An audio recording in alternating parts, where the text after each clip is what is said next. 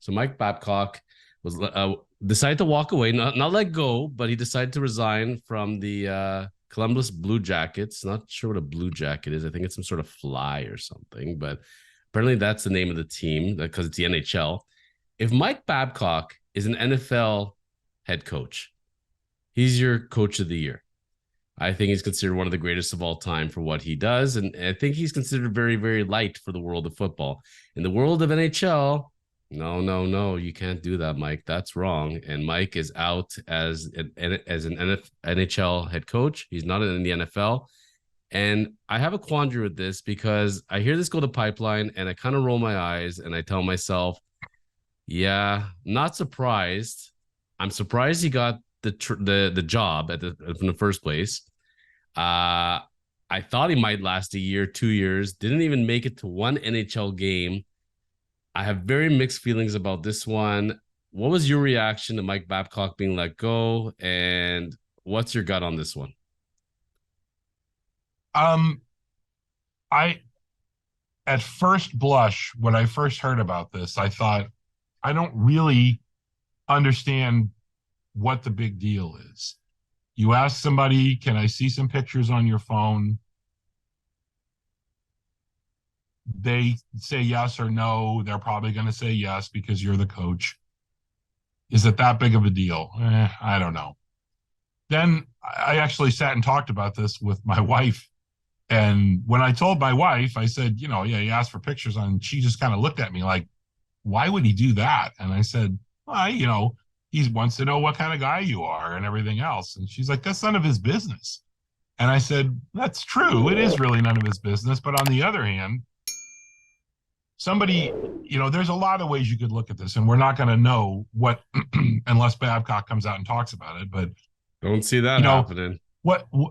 What's to say? And I'll disavow this shortly. But I was kind of thinking, well, what's to say if you were a younger player and you said, hell no, I'm not showing you my phone, that person might not think, the coach might not think, well, this is the kind of guy I want. He's a stand up for himself kind of guy, blah, blah, blah, blah, blah. So I was kind of kicking that around in my head. And then I thought a little harder about it. And I thought, this is Mike Babcock. And Mike Babcock is a knob from way back. We know about the crap he pulled with Mitch Marner. We know about the crap he pulled with Johan Franzen. I don't spend a lot of time watching the Steve Dangle podcast, not because I don't like Steve Dangle, because I don't have time a lot. You're too busy watching The Chosen Life. That's right. I'm too busy filming and watching you, right?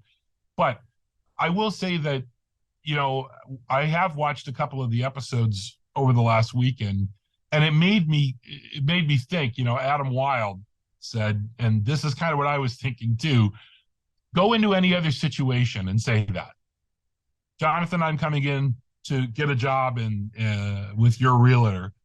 And are you come to me, you want to switch firms, let's say.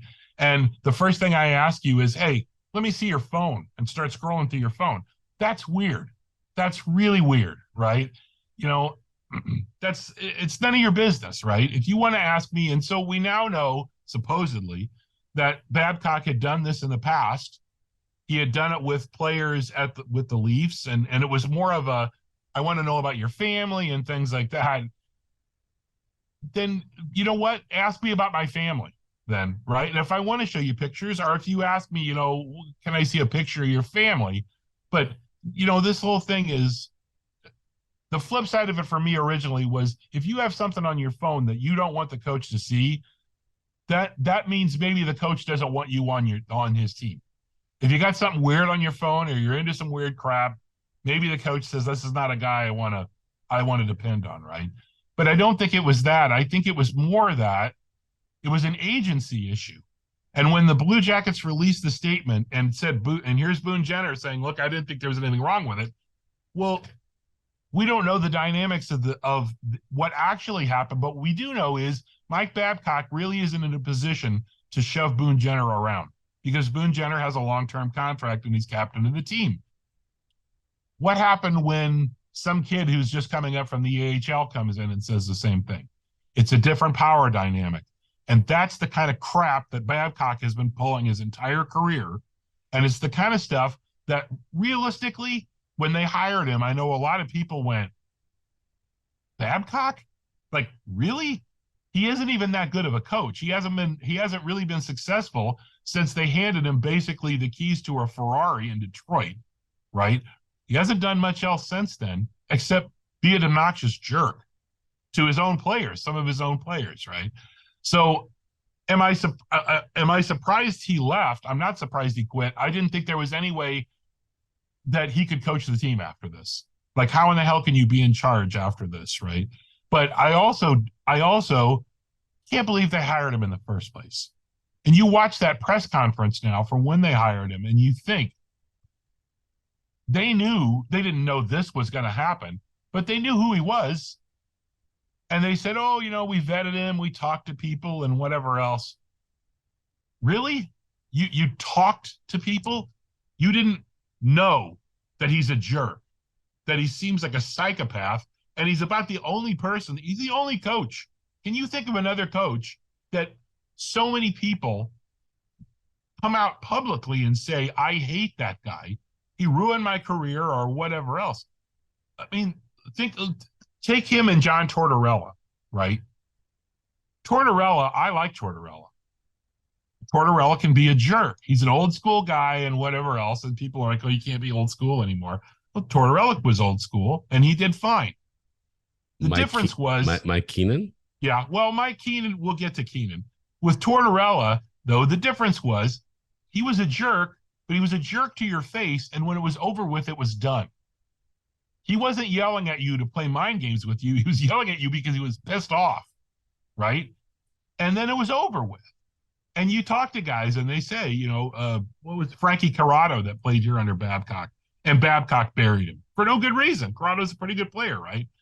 He played for Tortorella too. And he said Tortorella used to yell and scream at me, and we got in the FU sessions, and then it was over with. And I knew he was yelling at me because he wanted me to be better. And that's all there was. Mike Keenan, I think, was less of he was just as much of a jerk. And I happen to like Mike Keenan. I don't hate the guy. I don't want to say I like him, but I mean, I don't have anything. Nice guy to your face, great guy. Yeah, it's what everybody says, right? And he's still coaching, or at least I think he's still coaching overseas, right? Somewhere. But I get why people don't like him. Mm-hmm. But from Keenan's standpoint, I never got the feeling that it was Keenan playing mind games with people behind the scenes. It was Keenan being a jerk right up front, right? And people didn't like that, and that's fine. You don't have to like it. But it wasn't this. It wasn't, I'm going to screw with the fourth liners. I'm going to screw with Mike Modano so he only plays 1,499 games instead of 1,500. I'm going to screw with guys at the end of their career, Jason Spezza. Why? Why are you doing this? And it seems like that's his way to exert control over the team. You don't need that guy. What's really shocks me is how Kekalainen still has a job. How are he and John Davidson still sitting in their chairs this morning, having gotten yesterday a vote of, I don't want to say a vote of confidence, but a vote of what I believe is we don't want to pay the two of you for another year or two while we pay two coaches for the next 2 years because we're cheap. The really bad thing about this is that the ownership of the Blue Jackets, and by the way, the Blue Jacket is a reference to the Civil War. Yeah, as a matter of fact, they had for one game, you can look this up, back in the 2000s, they had an alternate mascot called Boomer, which was a Civil War cannon, which unfortunately turned out to be a little too phallic in how it looked, and it was there for one game, and it pulled off, right? But that's probably Mike Babcock's fault also. There you go, right? Yeah, so, go on. Yeah, so I just, this is a hands-off ownership group. They trust Kekalainen, they trust Davidson, although neither one of them has really done a whole lot to earn that trust, I don't think.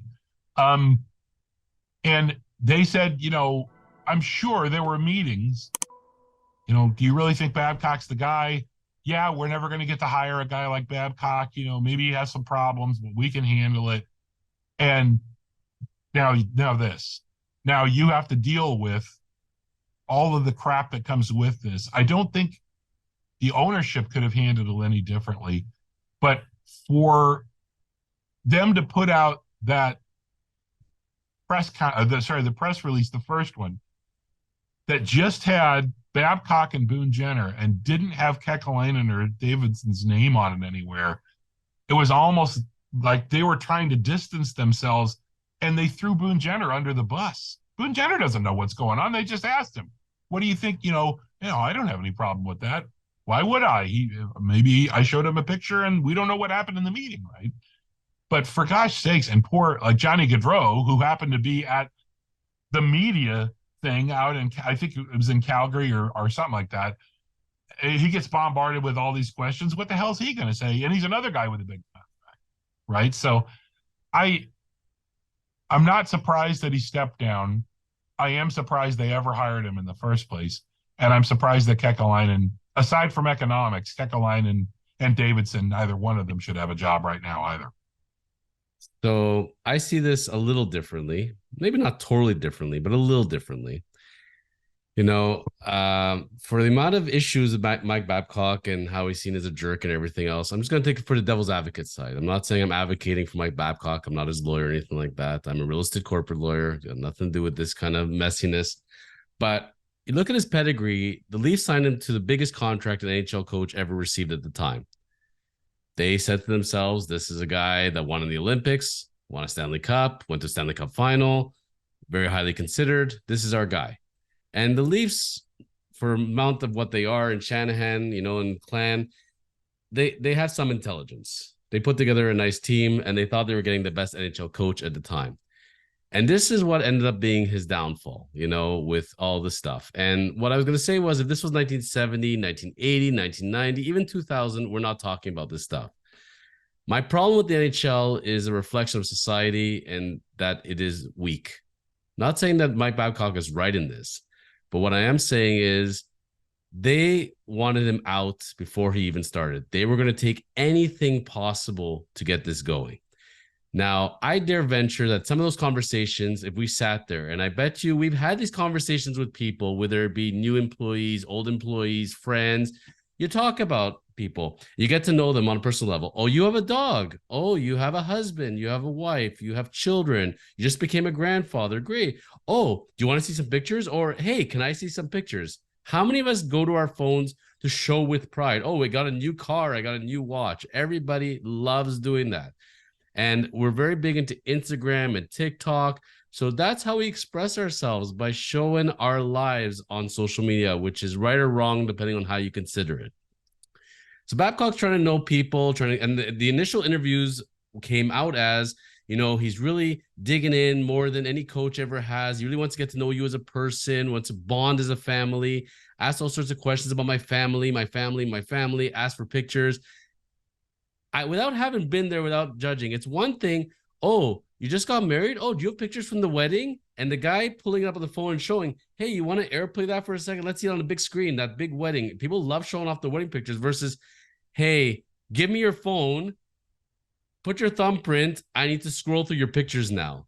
Unfortunately, with our media, the way it is, it gets blown a little out of proportion. And I think it gets taken from one extreme to another. And because the way it gets expressed, he took his phone or he wanted to see pictures on his phone. How many of us are sitting at lunches with people we don't know and see pictures on their phone all the time? Let's put this thing into context, Wayne, So I'm saying, I'm not saying Mike Babcock did it right. Maybe he had really good intentions. Maybe he could have gone about it a little differently. But man, to lose your job over it, and there was a reason why you were hired, I think that our media, the way it is, it likes to pick stories. And once it's got you in its clutches, it's game over. This thing could have blown over very easily, but once it kept going and going, and the circus goes, you're done. And, no matter how good Mike Babcock could have been, because of where his past lies and how people feel about him, they would have taken any instance and would have driven him into the ground. So he was gone before he even started. That's why if I were him, I would have either tried to make reparations with everybody that I had wronged, like, when you're in recovery, and try to reach out to people and say, hey, I've gone to therapy. I've changed my ways. I'm not the person I am. Or he's been lying in the weeds, still the same person he was, doesn't care about that stuff. We'll never know from that end of it. But at the end of the day, in this society, if you are going to get second chances, third chances, you got to do that mea culpa and you have to try. And I don't think he did that enough. And regardless, I can't see a world where this man coaches in NHL ever No. again. He is done as done can be. And if this was the NFL, I think this is taken very, very differently. I think that the NHL has gotten really, really soft. I mean, there's no hitting, there's no this, there's no that, there's no fighting. We can't talk to each other like this. This is very bad. And I think this is speaking of the NHL and where their culture is, because in the NFL, this kind of stuff still doesn't fly. So I'm not going to say we disagree on it. I just, not one person to come out and say anything about Babcock. And I think we have to look a little bit more into the story is all I'm saying. Let's say that, first off, the reason that Mike Babcock got in trouble over this is because Mike Babcock is Mike Babcock. Agreed. If this had been somebody else who didn't have the track record of playing mind games with players and being a jerk to certain players and things like that, this wouldn't have been a story at all. If this is Cedar Gaston, nobody cares. Or it would have been framed as, well, Mike Babcock's out of the loop on how people feel about this kind of stuff, and I'm sorry and whatever else. Mike Babcock doesn't get the benefit of the doubt because he's done this exact same kind of thing before, which, again, why the hell do you hire that guy then? I could see if he just came off winning 3 Stanley Cups or something like that, but he hasn't done anything in a long time in the NHL. He was not a good coach. He was not a good coach for the Leafs, right? They made the playoffs as a surprise in 16-17, and then he was crap after that. He wasn't any good, right? I'll also argue they didn't give him a goalie to work with, but that's debatable as well. But I hear it. I mean, that's not incorrect, but he also wasn't great with Detroit after all those basically had a Hall of Fame squad for a couple of years, and then after that they weren't that good, right? But if there's one place you're gonna put him, if there's one place you gotta put him, I would say it would have been Columbus. This is not a Canadian market. This is a place where he could actually bring his methods and work, because we need to win and we need an old style school coach. If it was ever going to work, he's got to be in a non-hockey market like Columbus. He couldn't be in the spotlight. He can't be coaching the Rangers. He can't be coaching the Flyers. That definitely wouldn't have flown. I don't think there is any hockey market that is far enough away for when you pull crap like this that it's not going to become national news and reflect poorly on the organization, right? The other thing is that I think, Marty Walsh, who is the new NHLPA head, right? He and his second in command now, Ron Hainsey. I heard of him. Yeah. When all this blew up, right? Last year is when Marty Walsh stepped in and took over. And what he said was, I'm going to be more involved. When things come up, I'm going to be there, right? He and Hainsey went to Columbus, and they interviewed a bunch of these people, and they talked to the people in the front office. And when that information was turned over to the Blue Jackets in the NHL, very quickly there was I'm leaving, which to me means this was not, let's look at some, show me on your phone. This was, give me your phone and let me scroll through your phone. Okay. Nobody does that. I could be having lunch with you, and if I said, hey, give me your phone and let me scroll through your phone, you'd be like, what the hell? You don't need to look through my phone. I've had people that asked to see a picture. I show them the picture, and they start scrolling through, and you're like, what the hell are you doing? Right? I didn't fire them from their jobs, Wayne, but you didn't have the ability to fire them from their jobs, and you didn't have the ability to make a character. But you did make a character judgment about them when it happened. I guarantee it. You thought, who the hell thinks that that's okay? Right? You get that second twinge for sure. Yeah, yes. I agree with you. I think if we knew that all this was, hey, let's put some of your pictures up on the thing. Show me your dog, show me your family, show me where you go fishing and what you like to do. If that's what this was, we would have to, yesterday there would have been a very different, you know what? The NHLPA has turned this information over to us. This is all pretty innocent, and here's how we're going to explain it. But instead, what we got was, I'm leaving. Bye. You can pay me for 2 years. I'm out of here. As soon as that information, I'm sorry. I think if the opportunity had been there to explain this away as something that was just look, he's old, he didn't know or whatever. I don't think so. And with the I, track record he has, I think this was weird. I Right? can I tell think you, this was weird.